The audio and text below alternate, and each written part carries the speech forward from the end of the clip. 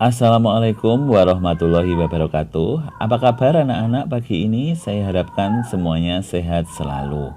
Ya, jangan lupa di masa pandemi ini kalian harus selalu mematuhi protokol kesehatan. Mulai dari mencuci tangan menggunakan sabun, kemudian menjaga jarak atau social distance, selanjutnya selalu menggunakan masker. Oke anak-anak, tidak terasa kita sudah memasuki bab 2 yaitu mengenai koordinat kartesius. Apa saja yang dipelajari dalam koordinat kartesius?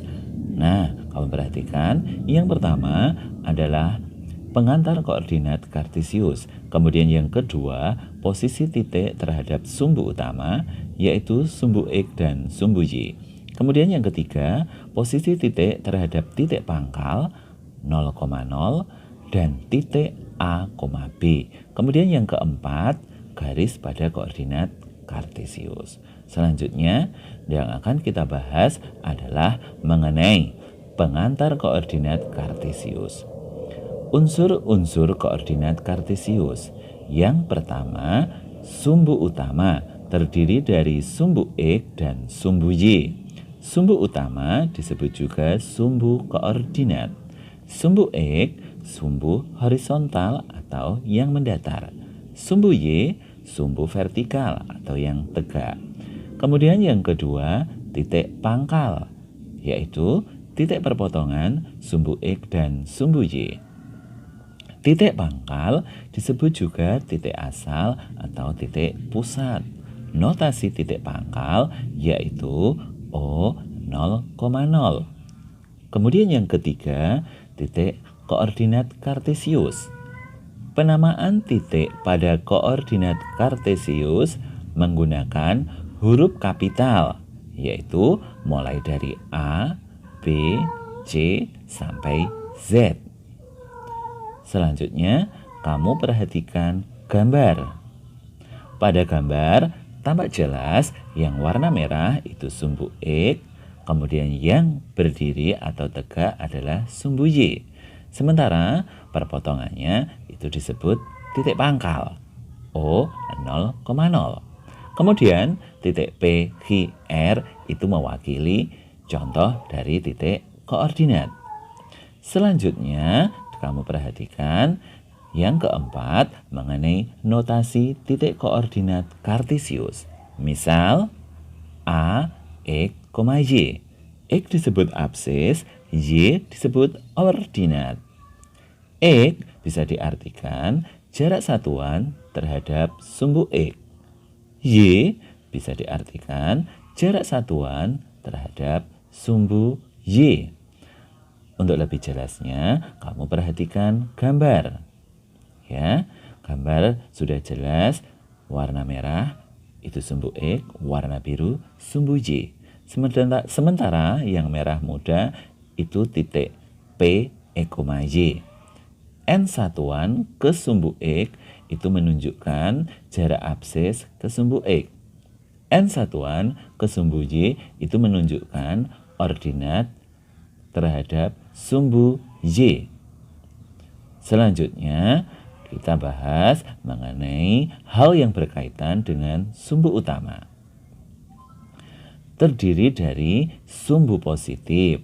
Sumbu positif itu letaknya di kanan titik asal. Selanjutnya disebut juga sumbu X positif. Atau di atas titik asal yang selanjutnya disebut sumbu Y positif. Sumbu negatif itu letaknya di kiri titik asal. Selanjutnya disebut sumbu X negatif. Kemudian di bawah titik asal selanjutnya disebut sumbu Y negatif. Next, kita akan bahas mengenai kuadran. Kuadran adalah wilayah yang terbentuk sebagai akibat perpotongan sumbu-sumbu utama. Penamaan kuadran berdasarkan perputaran arah jarum jam, yaitu berlawanan arah dengan jarum jam. Kuadran terdiri dari kuadran 1, kuadran 2, kuadran 3, dan kuadran 4. Selanjutnya, kamu perhatikan gambar. Ya, di sini adalah gambar sumbu positif dan sumbu negatif. Tampak jelas ya, sumbu positif X itu terletak di kanan titik asal, kemudian sumbu positif Y terletak di atas titik asal. Sumbu negatif X itu di kiri titik asal, sedangkan sumbu negatif Y di bawah titik asal. Selanjutnya perhatikan pula gambar berikut ya, itu mengenai letak kuadran. Ya, pada gambar tampak jelas kalau diputar berlawanan arah jarum jam, kuadran 1 itu terletak pada sumbu X positif dan sumbu Y positif. Kuadran 2 terletak pada sumbu X negatif dan sumbu Y positif. Kemudian kuadran ketiga terletak pada sumbu X negatif dan sumbu Y negatif.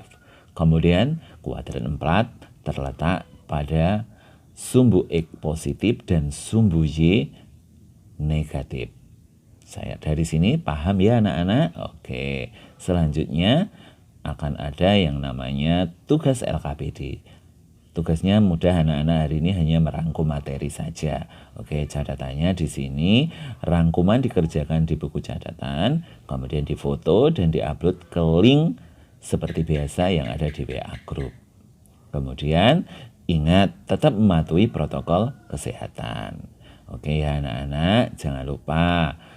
Sekian dulu dan sampai jumpa pada pertemuan berikutnya. Wassalamualaikum warahmatullahi wabarakatuh.